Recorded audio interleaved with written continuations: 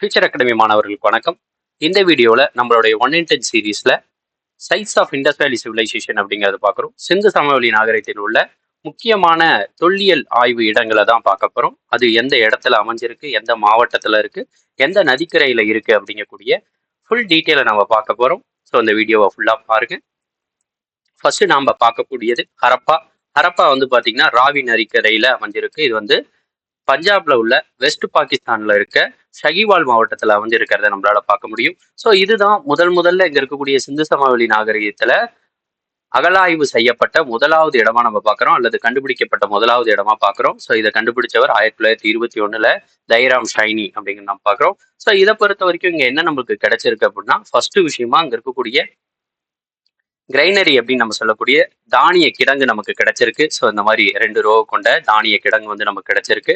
So அதுக்கடுத்து வந்து பார்த்தீங்கன்னா பெண் தெய்வ சிலை வந்து நமக்கு கிடைச்சிருக்கு. அது மட்டும் இல்லாமல் இங்கே இருக்கக்கூடிய பரியல் சைட்ஸ் அப்படின்னு நம்ம சொல்லலாம், சரிங்களா. இங்கே இருக்கக்கூடிய புதை மேடுகள் வந்து நமக்கு கிடைச்சிருக்கிறத நம்மளால பார்க்க முடியும். ஸோ அதுக்கடுத்து மொகஞ்சந்தாரோ வந்து பார்த்தீங்க அப்படின்னா சிந்து நதியினுடைய நதிக்கரையில் அமைஞ்சிருக்கு இண்டஸ். ஸோ இதை பொறுத்த வரைக்கும் சிந்துல இருக்கக்கூடிய பாகிஸ்தான் உள்ள சிந்துல இருக்கக்கூடிய லக்கர்னா மாவட்டத்தில் நம்ம பார்க்குறோம். ஸோ இதை பொறுத்த வரைக்கும் 1922 ஆர்டி பானர்ஜி அவர்களால் கண்டெடுக்கப்பட்டது. ஸோ இதை பொறுத்த வரைக்கும் மவுண்ட் ஆஃப் டெத் அப்படின்னு நம்ம சொல்றது உண்டு.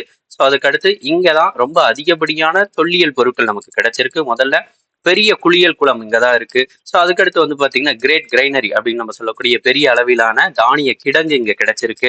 ஸோ அதுக்கடுத்து வந்து பார்த்தீங்கன்னா டான்சிங் கேர்ள் அப்படின்னு நம்ம சொல்லலாம், நடன மங்கையினுடைய சிலை. ஸோ அதுக்கடுத்து மதகுருவினுடைய சிலை. ஸோ அதுக்கடுத்து பசுபதி சீல். இது எல்லாமே இந்த இடத்துல கிடைச்சிருக்கிறத நம்மளால பார்க்க முடியும் மொகஞ்சந்தாரோ. ஸோ அதுக்கடுத்து இங்க இருக்கக்கூடிய சாக்குந்தாரோ. ஸோ இது வந்து சிந்து நதியினுடைய நதிக்கரையில தான் இருக்கு, இண்டஸ் நதியில தான் இருக்கு. ஸோ இதை பொறுத்த வரைக்கும் சிந்த் பகுதியில, பாகிஸ்தான்ல உள்ள சிந்த் பகுதியில இருக்கக்கூடிய நவாப்ஷா டிஸ்ட்ரிக்ட்ல இருக்கிறத நம்மளால பார்க்க முடியும். இதை 1931 அகழ்வாய்வு செய்தவர்கள் யாரு அப்படின்னு கேட்டீங்கன்னா என்ஜி மஜும்தார். ஸோ அதுக்கடுத்து வந்து பார்த்தீங்கன்னா மெக்கே அப்படிங்கிறத பார்க்குறோம். ஸோ இந்த நகரப்பகுதிகளை தான் முதல்ல ஒரு கோட்டை அல்லாத நகரப்பகுதியா நம்ம பார்க்குறோம், சரிங்களா. சிந்துவெளி நாகரிகத்துல கோட்டை இல்லாத நகரப்பகுதியை நம்ம பார்க்குறோம்.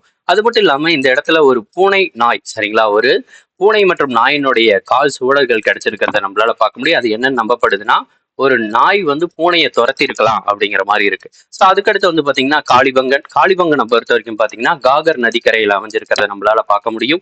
இது ராஜஸ்தான் மாநிலத்துல உள்ள அனுமான்கர் டிஸ்ட்ரிக்ட்ல இருக்கிறத நம்மளால பார்க்க முடியும். ஸோ இதை பொறுத்த வரைக்கும் பாத்தீங்க அப்படின்னா Amalananda Ghosh and B B Lal, DK Thapar இவங்க எல்லாரும் சேர்ந்து வெவ்வேறு காலகட்டத்தில் அகழ்வாய்வு நடத்தியிருக்காங்க 1953 மற்றும் 1961. ஸோ இதனுடைய காளிபங்கன் அப்படிங்களுடைய அர்த்தம் என்ன அப்படின்னு நம்ம பார்க்கும்போது பிளாக் பேங்கிள் அப்படின்னு நம்ம சொல்லலாம், சரிங்களா. இருக்கக்கூடிய கருப்பு வளையல் அப்படின்னு நம்ம சொல்லலாம். இதுதான் வந்து பாத்தீங்கன்னு கேட்டீங்கன்னா ஒரு உழவு செய்யப்பட்ட ஒரு நிலப்பகுதி வந்து நமக்கு இங்க கண்டெடுத்திருக்கோம். ஸோ அதுக்கடுத்து ஃபயர் ஆல்ட்ரிஸ் அப்படின்னு நம்ம சொல்லலாம், சரிங்களா. இங்க இருக்கக்கூடிய ஒரு அக்னி குண்டம் அப்படின்னு நம்ம சொல்றோங்களே, அது நம்மளுக்கு கிடைச்சிருக்கு. ஸோ அதுக்கடுத்து உட்டன் ஃபெரோ இந்த இடத்துல கிடைச்சிருக்கிறத நம்மளால பார்க்க முடியும். ஸோ அதுக்கு அடுத்து லோத்தலை பொறுத்த வரைக்கும் பாத்தீங்க அப்படின்னு கேட்டீங்கன்னா இங்க இருக்கக்கூடிய போக்வா நதிக்கரையில இருக்கு. இது எங்க இருக்கு அப்படின்னு கேட்டீங்கன்னா குஜராத் மாநிலத்துல இருக்கக்கூடிய அகமதாபாத் டிஸ்ட்ரிக்ட்ல இருக்கிறத நம்மளால பார்க்க முடியும். இதை 1954 SR ராவ் அவர்கள் வந்து அகழ்வாய்வு செஞ்சாரு அப்படிங்கிறத பார்க்கலாம். இதுதான் இங்க இருக்கக்கூடிய செயற்கையா உருவாக்கப்பட்ட கப்பல் கட்டும் தளம் இந்த இடத்துல இருந்திருக்கலாம். ஸோ இந்த இடம் தான் மெசபடோமியாவுக்கும் இண்டஸ் வேலி சிவிலைசேஷனுக்கும் ஒரு துறைமுக நகரமா இருந்திருக்கலாம் அப்படிங்கிறத பாக்குறோம். அது மட்டும் இல்லாம இந்த இடத்துல அரிசியினுடைய உமி பிளஸ் செஸ் கேம் அப்படின்னு நம்ம பார்க்கலாம், சரிங்களா. செஸ் போர்டு எல்லாம் கிடைச்சிருக்கு, இந்த மாதிரியான செஸ் போர்டு எல்லாம் கிடைச்சிருக்கு அப்படிங்கிறத பார்க்கலாம். ஸோ அதுக்கடுத்து வந்து பாத்தீங்க கேட்டீங்கன்னா ரூப் நகர் அல்லது ரூப்பர் அப்படின்னு நம்ம சொல்லலாம். இது சட்லஜ் நதிக்கரையில பஞ்சாப் மாநிலத்துல உள்ள ரூப் நகர் மாவட்டத்துல இருக்கு. YD சர்மா 1953 இதை வந்து அகழ்வாராய்ச்சி செஞ்சாரு அப்படிங்கிறத பார்க்கலாம். ஸோ இதை பொறுத்த வரைக்கும் ஒரு சுதந்திரத்துக்கு அப்புறம் இந்தியாவில் அகழ்வாய்வு செய்யப்பட்ட முதலாவது ஒரு தொல்லியல் இடமா இதை நம்ம பார்க்கலாம். அது மட்டும் இல்லாம இந்த இடத்துல ஒரு மனிதன் மற்றும் நாயினுடைய எலும்புக்கூடு வந்து கண்டெடுக்கப்பட்டிருக்கிறத நம்மளால பார்க்க முடியும், ரைட். ஸோ அதுக்கு அடுத்து இங்க இருக்கக்கூடிய தோலவீராவை பொறுத்த வரைக்கும் பாத்தீங்க அப்படின்னா மான்சர் அண்ட் மகர் இந்த நதிக்கரைகளுக்கு இடையே இருக்கிறத நம்மளால பார்க்க முடியும். இது குஜராத் மாநிலத்தில் உள்ள கட்ச் மாவட்டத்தில் இருக்கிறத நம்மளால பார்க்க முடியும். இது 1967 JP ஜோஷி மற்றும் 1990 வந்து பாத்தீங்கன்னா RS பிசந்த் அவர்களால் வந்து அகழ்வாய்வு செய்யப்பட்டது. இது 2021 யுனெஸ்கோவினுடைய உலக பாரம்பரிய சின்னமா வந்து அறிவிக்கப்பட்டதை நம்மளால பார்க்க முடியும்.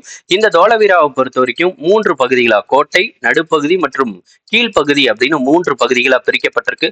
அது மட்டும் இல்லாம இந்த இடங்கள்ல வந்து பாத்தீங்க அப்படின்னா நீர்த்தேக்க கட்டுமானம் வந்து இருக்கு. ஸோ அது மட்டும் இல்லாம ஒரு 10 எழுத்துக்களை கொண்ட ஒரு சைன் போர்டு அப்படிங்கிறத நம்ம பார்க்கலாம். சரிங்களா, ஒரு நேம் போர்டு வந்து இந்த இடத்துல இருக்கிறத நம்மளால பார்க்க முடியும். இதுதான் அந்த நேம் போர்டு. சரிங்களா, ஸோ அதுக்கடுத்து வந்து பாத்தீங்க அப்படின்னா இங்க இருக்கக்கூடிய ராகிக்கருக்கு பொறுத்த வரைக்கும் பாத்தீங்க அப்படின்னா காகர் அண்ட் ஹக்ரா நதிக்கரையில இருக்கிறத நம்மளால பார்க்க முடியும். இது ஹரியானா மாநிலத்தில் உள்ள கிசர் மாவட்டத்துல இருக்கு அப்படிங்கிறத பாக்குறோம். ஸோ இதை பொறுத்த வரைக்கும் அமரேந்திரநாத் 1997 அகழ்வாய்வு செஞ்சாரு அப்படிங்கிறத பார்க்கலாம். இந்த தளம் தான் ராகிக்கருக்கு தான் வந்து பாத்தீங்கன்னா இந்தியாவில் இருக்கக்கூடியதுலேயே லார்ஜஸ்ட் இண்டஸ்ட்ரியலி சிவிலைசேஷன் சைட் அப்படிங்கிறத பாக்குறோம். சரிங்களா, இந்தியாவில் இருக்கக்கூடியதுலேயே மிகப்பெரிய இண்டஸ்ட்ரியலி சிவிலைசேஷன் சைட்டா பாக்குறோம். இந்த இடத்துல வந்து பாத்தீங்கன்னு கேட்டீங்கன்னா மனித எலும்புக்கூடுல டிஎன்ஏ வந்து கிடைச்சிருக்கு அப்படிங்கிறத பாக்குறோம். ஸோ அது மட்டும் இல்லாம இந்த இடங்கள்ல தானிய கிடங்கு, ஸோ அதுக்கடுத்து வந்து பாத்தீங்க அப்படின்னா அங்க இருக்கக்கூடிய செங்கற்களினுடைய கட்டுமானம், ஸோ அதுக்கடுத்து டெரகோட்டா டாய் அப்படின்னு நம்ம சொல்லலாம், சுடுமண்ணாலான பொம்மைகள் வந்து கிடைச்சிருக்கு.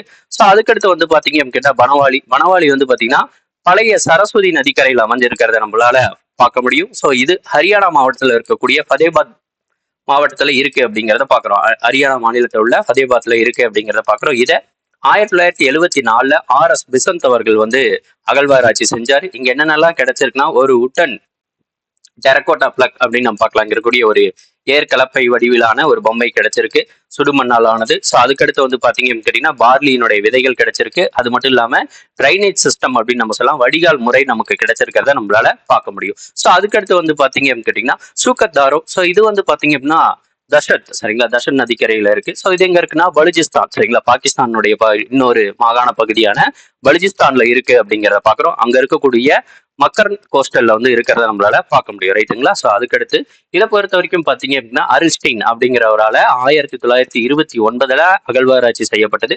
இந்த இடத்துல வந்து பாத்தீங்க அப்படின்னா ஒரு கோட்டை மதில் சுவர் இருக்கிறத நம்மளால பார்க்க முடியும். இந்த இடத்துல இருந்து அரேபிய கடல்ல வந்து பாத்தீங்க அப்படின்னா இவங்க வணிகம் பண்ணிருக்கலாம் அப்படிங்கிறத நம்ம பாக்குறோம். சரிங்களா. ஸோ அதுக்கடுத்து வந்து பாத்தீங்கன்னா ஷூர்கோட்டாவை பொறுத்த வரைக்கும் பாத்தீங்க அப்படின்னா ஷதீப் கவுர் அப்படின்னு நம்ம சொல்லுவோம். இங்க இருக்கக்கூடிய ஒரு வறண்ட நில பகுதிகளை மெயினா எங்க அப்படின்னு நம்ம பார்க்கும்போது குஜராத் மாநிலத்துல உள்ள கட்ச் மாவட்டத்துல இருக்கு அப்படிங்கிறத பாக்குறோம். இதை 1964 JP ஜோஷி அவர்கள் வந்து அகழ்வாராய்ச்சி செஞ்சாரு.